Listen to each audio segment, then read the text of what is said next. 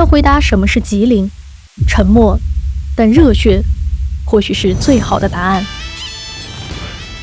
在低调的东北三省中，它是更低调的那个。哪怕中国最大的火山在这里喷发，最富饶的冰湖在这里丰收，最壮观的雾凇在这里诞生，许多人依然不会第一时间想起它的名字。而在古老的中华大地上，它又是非常年轻的一个。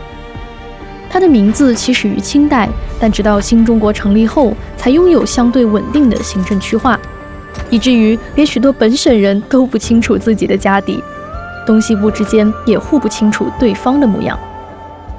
然而，对东北、对全国来说，它又是最热血的一个。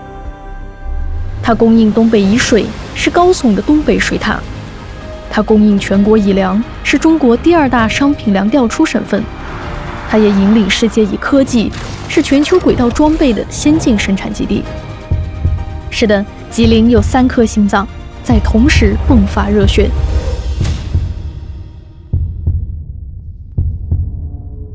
吉林位于黑龙江和辽宁之间，是东北的地理中心，面积约18.74万平方公里。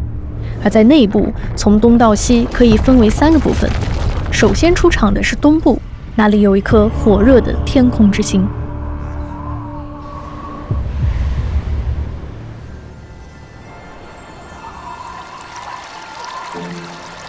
你眼前的这些雪并不是普通的雪，因为只要一块雪板，你就会收获在面粉中穿行的体验。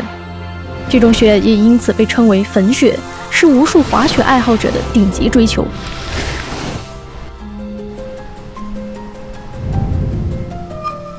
放大看，和我们常见的雪花不同，由于有充足的水汽，加上极低的温度，粉雪的雪花还来不及长出复杂的结构，就已经落下。而这些条件正是拜吉林乃至整个东北的最高峰长白山所赐。千万年来的地质运动形成连绵不绝的长白山脉，纵贯吉林东部。它的主峰作为中国最大的活火山，海拔高约2700米，再加上长白山距离海洋仅100多公里，海上源源不断的水汽让这里平均每年可以迎来1000毫米降水。山顶更是达到1300毫米之多，与江南相比也毫不逊色。而高海拔带来的低温，让长白山每年超过140天都在下雪，并成为孕育粉雪的圣地。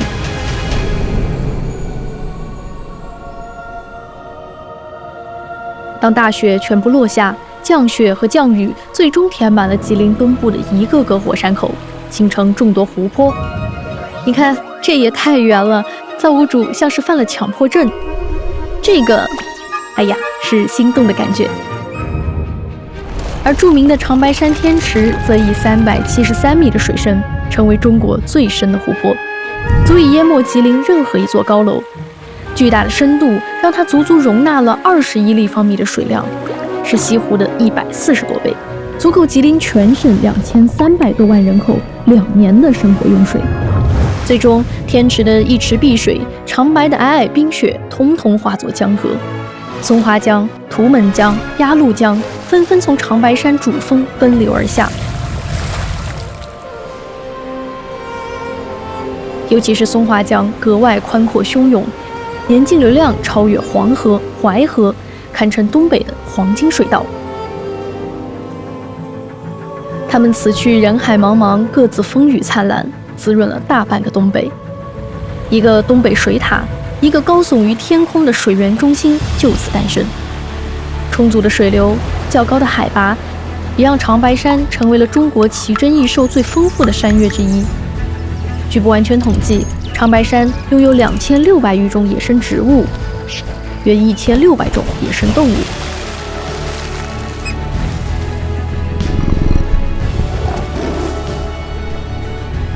但是，当我们离开长白山地，一路向西，地势越来越低平，降水也归于稀少。一大片平原之中，吉林的第2颗热血之星深藏地下。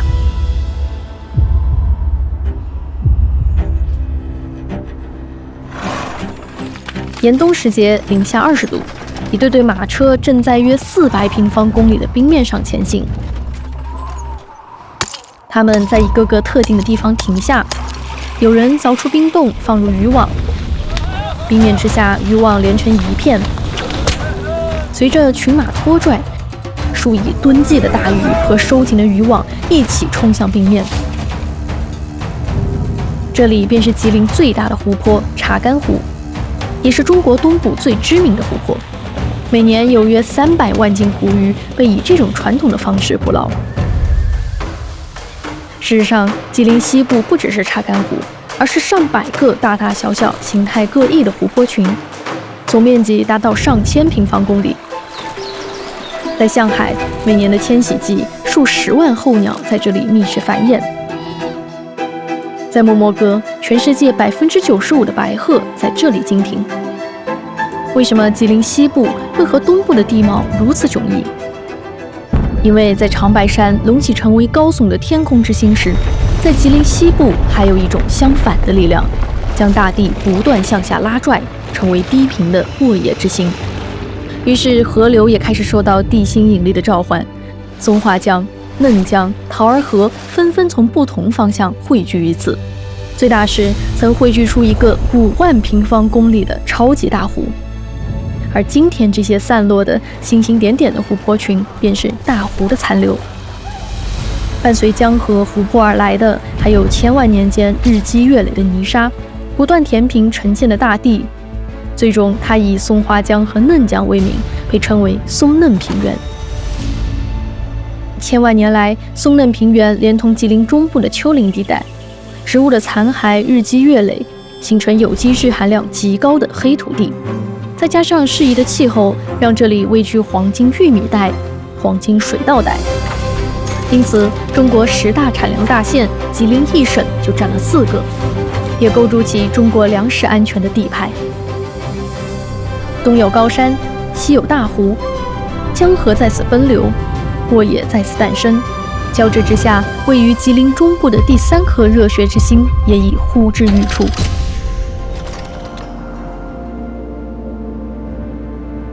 请先闭上眼睛，让我们一起期待一下什么是仙境。3、2、1，看！原来东风夜放花千树，更吹落星如雨，也不过如此。今天被称为中国4大气象奇观之一的吉林雾凇，其实也是吉林近现代工业史的见证。就在雾凇河段的上游，中国最早的大型水电站之一丰满水电站，截断了松花江，形成了一个大型水库松花湖。到了冬季，水库底部的江水尚未冻结，突然经过闸门，流到零下的寒冬之中。充足的水汽遇到冰冷的树枝，便凝结成万千霜花。而在还没有水库的清代，今天的吉林省吉林市就已经是东北的枢纽。长白山的松木沿江而下，在这里被打造成木船，然后驰骋东北。而吉林这个名字也正是源自满语吉林乌拉，意为沿江。日后整个省份也都将以吉林为名。到了近代，连接沈阳和哈尔滨的铁路修建，位于沈哈中间的长春崛起，成为了东北新的枢纽。近代屈辱的历史烙印在这座城市，但他从不相信长夜无尽，因为火把就在他的手中。新中国成立后，工业的火种生生不息，中国第一辆汽车、第一辆地铁列车都来自这里。新中国第一家制片厂也在此诞生。改革开放后，长春更是成为了世界规模最大的轨道客车研发、制造和出口基地，生产着全国60%的轨道客车。而长春企业研制的吉林1号，则是全球规模最大的亚米级商业遥感卫星星座。但是这仍不是全部，吉林还有太多不为人知的传奇。它是东北古代文明的摇篮，扶余国、高句丽、渤海国等等，辽金、元、明清也都在这里厉兵秣马，建立城池。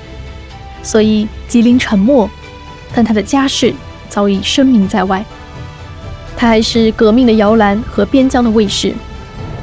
东北抗日联军在此创建，东北解放战争再次打响，中国人民志愿军在此首次跨过鸭绿江。所以吉林沉默，但他的热血却是与生俱来。天空之星、沃野之星、工业之星，这就是吉林。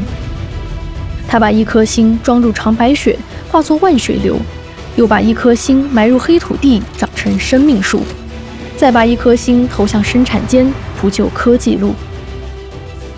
他少年翩翩，也重任在肩；他沉默寡言，却勇于担当。现在，当秋风吹黄了千里良田，当寒冰封印了大湖浩瀚，当大雪洒落在长白山岗，你是否会看到吉林的心脏正在跳动不息？在江河的脉搏里，在黑土的血肉里，在奔驰的列车里，沉默但热血。